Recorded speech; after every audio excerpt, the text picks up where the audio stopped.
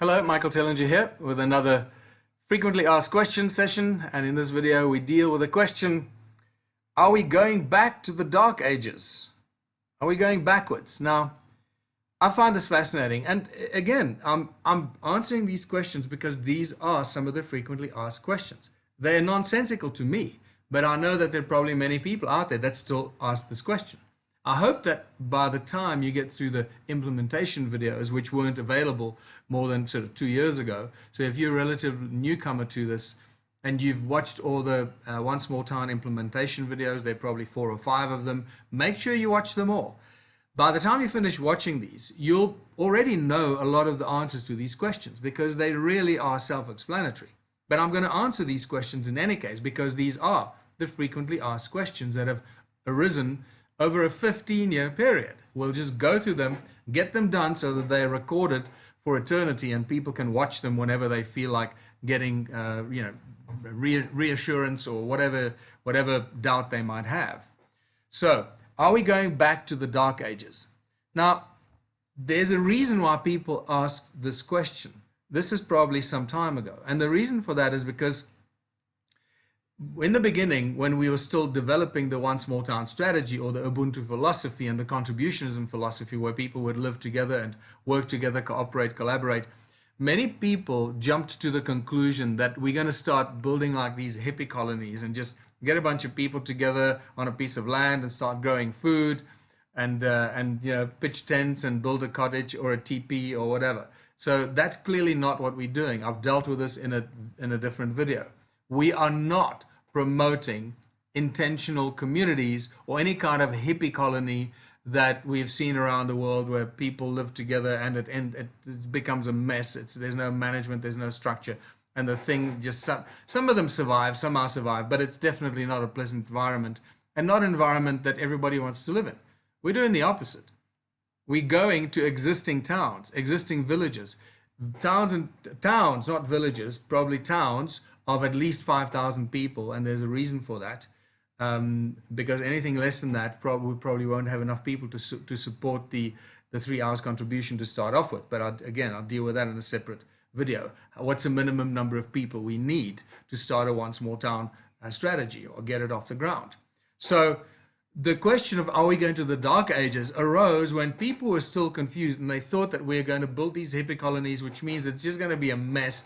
There's going to be no electricity. People are going to live in really poor conditions and so forth, just to try and escape the madness of the modern world, try and escape the city and the stress that we're exposed to on a daily basis to try and survive in a city environment, even if it's in a town environment. It doesn't matter, wherever you are and you feel stressed, under pressure to survive, to provide food for your children and pay your rent and education and so forth, all the stresses and strains and the pressure that is on pretty much all of us, other than just the few very fortunate people in the world. Most people today struggle to survive, and we have to work harder and harder every year just to make enough money to survive and pay our rent and pay our mortgages and so forth. So this is what we're doing. We're taking existing towns with existing infrastructure and we're just changing the way people think. We're changing the way we work. Instead of competing against each other, we're turning competition into cooperation and collaboration. This is a fundamental thing about all these questions. Keep going back to the fundamentals. What are we trying to do? All right. Now, in this scenario, in the perfect model where the mayor drives this, where the mayor becomes the driver and the focal point and the spearhead of the One Small Town strategy, we are going to be inviting investors with technology, with engineering, with healthcare, with education, inventors of all kinds of technology, free and alternative electricity, all kinds of healing, inventors of new technology, new material scientists that can make graphene much easier than the current way that it's done, or whatever it is. There are so many brilliant minds out there, so many brilliant inventors, so much brilliant technology that is currently not being used. And that technology, those inventions, as we invite the community through the mayor, as we invite all these brilliant minds and these inventors into our town and find the foundation and then the funding and match the funder to this brilliant business that we're going to create, we're going to improve our community on a scale that no one has ever experienced before. Keep in mind that everything we do, whether it's technology or healthcare or whatever it is, everything immediately benefits our entire community, especially those that contribute their 3 hours a week. The people that choose not to contribute their 3 hours a week will carry on paying for things, paying for services and rates and taxes and electricity and et cetera, and for food and whatever else that we do for ourselves. So the people that opt out, that choose not to contribute their 3 hours a week, will carry on living in our town, in their town, and see all this stuff going around. And sooner or later, they too will decide to join. Because how long do you think it's gonna take for these people to sit on the fence when they see their friends suddenly getting free electricity and food and services and et cetera, and they still paying for it, and all they got to do is find 3 hours a week? I think the fence sitters will probably not be around for too long once this becomes a successful model. It doesn't even have to become a successful model. It just has to show that it's flowing without too many hiccups and too many problems, that we're actually running this thing smoothly. So we're certainly not going to go to the dark ages. In fact, our little town is going to probably very quickly become one of the most technological and most advanced little town in the world. So if anyone thinks we're going back to the dark ages or going back to living in caves just so we can escape the madness of the world out there, has got it completely wrong.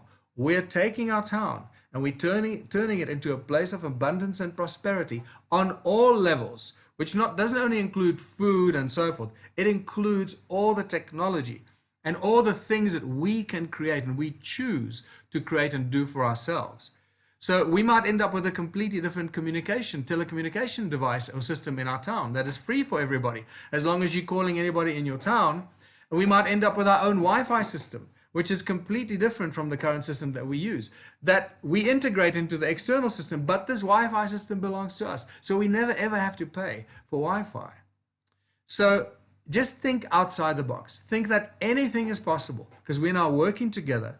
All our businesses and activities are integrated. So everything supports and helps and provides every other business with tools and ingredients and components and parts. So whatever we choose to do is certainly not going to take us back into the dark ages or living in caves or living in very impoverished conditions. It's completely the opposite. We're going to the stars. We're going to have technology that very few people will have. You know, who knows? We might have one of our inventors that comes to us because of the opportunities. And we might have levitation technology in our town before anyone else in the world has. And I'm just going to leave it there. You can just let your mind run wild and imagine the possibilities, because now we are driving it as a community of 5 or 10,000 or 20 or 100,000 people that is driving this and creating everything we possibly can to make our lives better, to improve everything, and truly create a united community of abundance and prosperity on every possible level. I hope that answered that question.